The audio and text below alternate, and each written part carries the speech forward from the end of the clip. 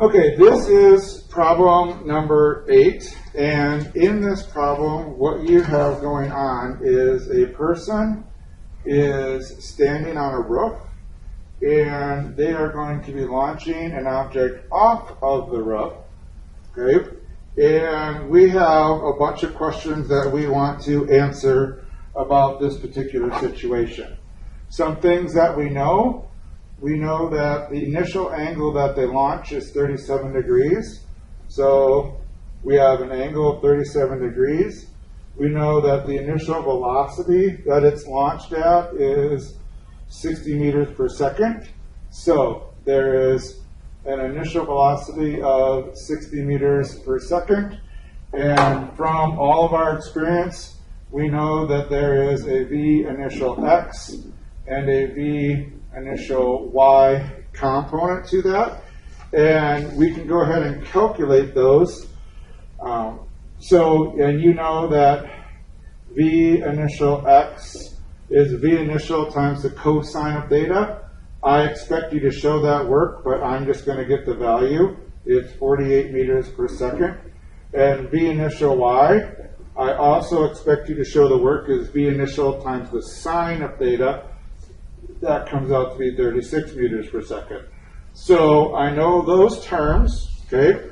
And we do know that this is being launched 50 meters above the ground. So one of the first things that we're asked to do is to find the maximum height. So the maximum height is going to be the height above from which it's thrown. So if we're trying to find the maximum height, some things that we know is that v final y at the peak is 0. Okay, so we know the final velocity when it was launched would be 0 at the peak. And by knowing that, that allows us to use this equation, v final y squared minus v initial y squared equals 2gy. Okay, and this term goes to 0, so I can solve for y by dividing both sides by 2g. So y is minus v initial y squared divided by 2g. So minus 36 meters per second squared divided by 2 times minus 9.8. Our negative signs will cancel out, and we'll get a height of 66 meters when we do that math. Okay, now that's 66 meters above where it's thrown. So above the ground, you would actually have to add the 50 meters that we have above the ground to find the total height. And I actually believe that that's question B. Yeah. Question B is to find the total height above the ground. Okay? Where the issue comes in this particular problem is finding the total time that the rock is in the air, letter C. Okay? Because what happens with this is the rock actually goes up and then comes back down, but it goes below where it starts. And a lot of our equations right now, we can find the time to this point pretty easy. It's the time for the rest of it that will have difficulty finding.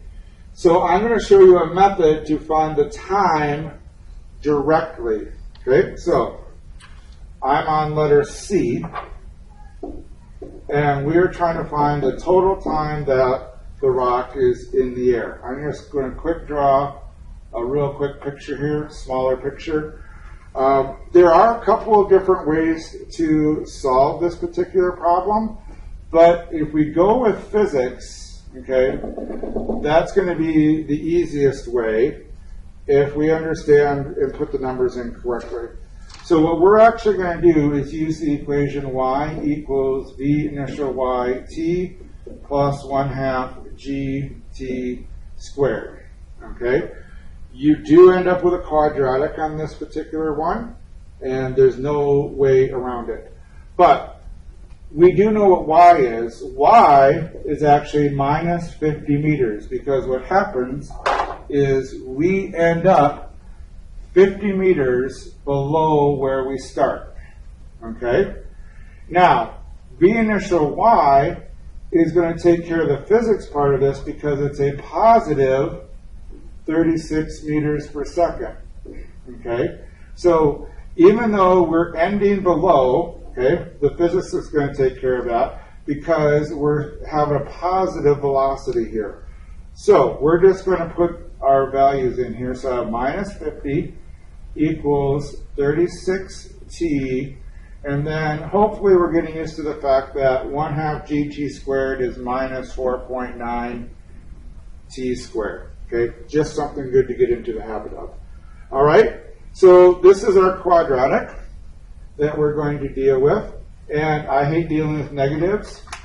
You can solve quadratics with negatives. I just hate dealing with them. So I'm going to bring these two terms to the other side of the equation. So that gives me a positive 4.9 t squared minus 36t minus 50 equals 0. Then we're going to use the quadratic, negative b plus or minus the square root, b squared minus 4ac all over 2a. Okay? And if you watch a couple of the other videos, this is something you should be getting better at. Okay? So, minus 36. Okay? Hopefully you realize that a minus 36 gives you a positive 36. Plus or minus the square root.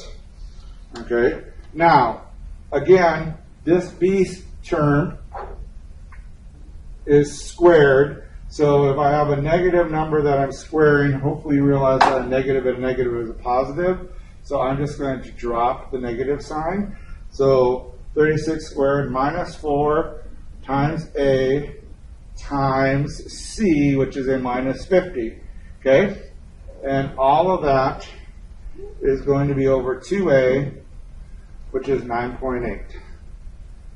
Okay? 2 times 4.9 is 9.8. That's how I got that. Okay, now, do all the math. And I highly encourage you to do the math. I'm going to assume that you can. Okay, you're going to get 2 times when you do the math. You're going to get a time of 8.54. And that is seconds, because in our quadratic, the x value is time. And then the other time you're going to get is negative 1.19 seconds. Okay? Now, we have 2 times, and we're used to getting 2 times that are positive, but I cannot have negative time. So this right here is the total time that this rock or ball is in the air. It takes 8.54 seconds to go up and come back down. Okay?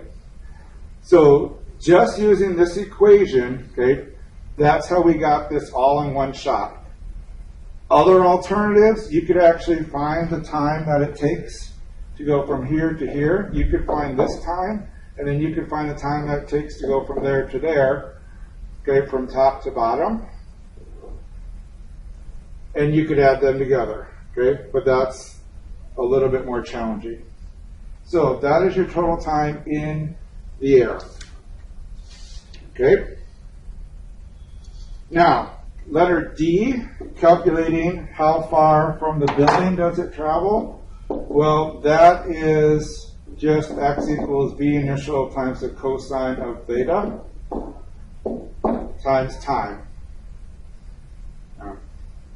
Or x equals v initial x times time. Okay? And you know both of these terms, so calculating the distance should be something that you can do relatively easily. This is the 8.54 seconds that we just calculated. Okay? Letter D.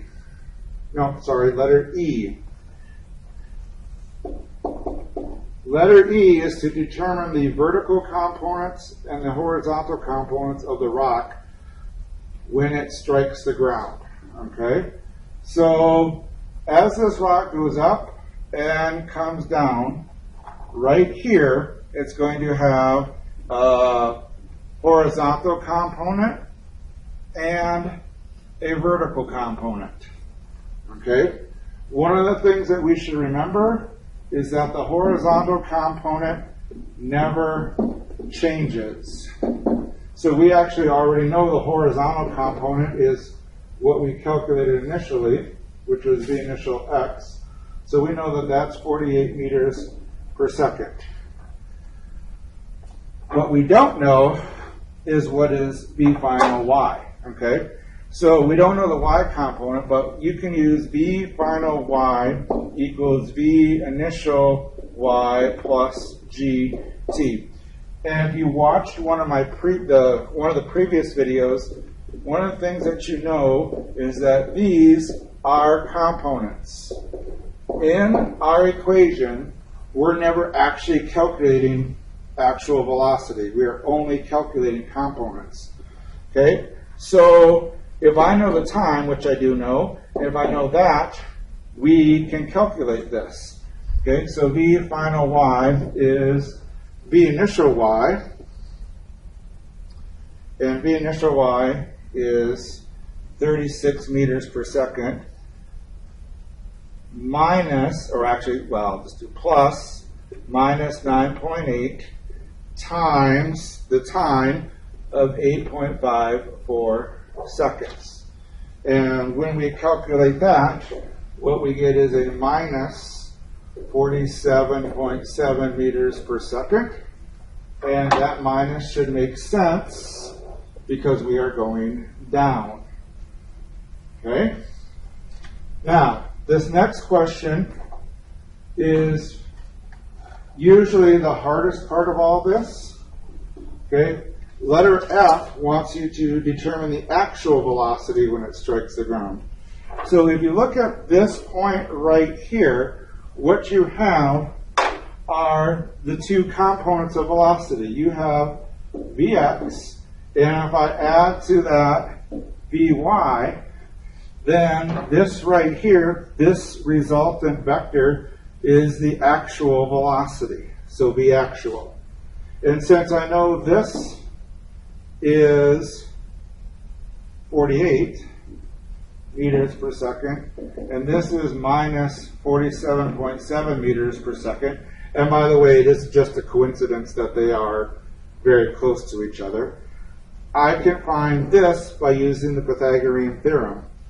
Okay, now, when you use the Pythagorean theorem, then the minus sign here is not going to matter. Okay, so using the Pythagorean theorem, a squared plus b squared equals c squared, you can solve for that. And you should get an actual velocity of 67.7 meters per second. Okay? And then you can use any trig function you want to find the angle, and you should be able to do that.